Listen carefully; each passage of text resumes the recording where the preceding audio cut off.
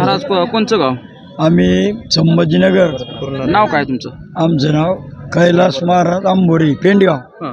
किती वर्षापासून तुम्ही वारी आता करताय? आमची वारी आहे 11वी वारी आहे. बरं. दिंडी काढली तर बरं. पहिल्या वारीचं भरपूर झाल्या, पण दिंडी काढायला आता 11 वर्ष आहे. काय त्यातनं तुम्हाला काय अनुभव काय मिळाला का? अनुभव असला तरच माणूस त्याच्या क्षेत्रात घुसतो ना. बिगर अनुभव कसं काय घुसल?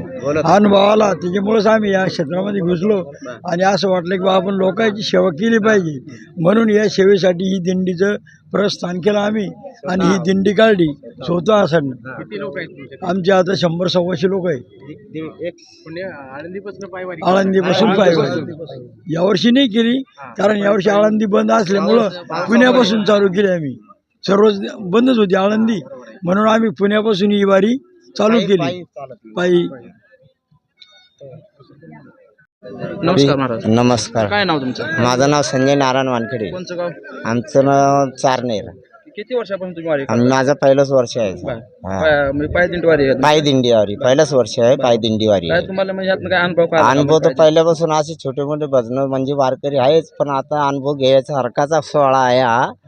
तर अनुभव आलेलाच आहे का हा सोहळ्यासारखा सोहळा कुठंच नाही आहे. काय बदल घडला का? बदल म्हणजे बदल तर घरचं आणि कोणाचं काही लक्षच राहत नाही. आपलं भन बस विठ्ठल विठ्ठल विठ्ठल विठ्ठल बस. याच्यामध्ये गजर नामामध्ये दिवस कुठं जातो आम्हाला काही समजत नाही त्याच्यामध्ये. आता पेरण्या चालू आहे नाही आमच्याकडे पाऊस पडला आम्ही फोन चालूच आहे.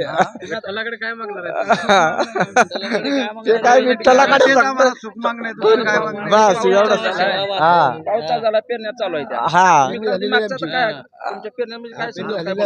पेरणी होईल आमची, आणि पेरणी झाल्यामुळे आम्हाला सर्व आम्ही इकडे आलो नाही, कारण की आम्हाला काही काम नसल्यामुळे घरी आता आम्ही इकडे दिंडीमध्ये आलो नाही, कारण की आमचं घरचं जे काम आहे ते पूर्ण झालेलं आहे. पेरणी करून आलो नाही आम्ही यावर्षी.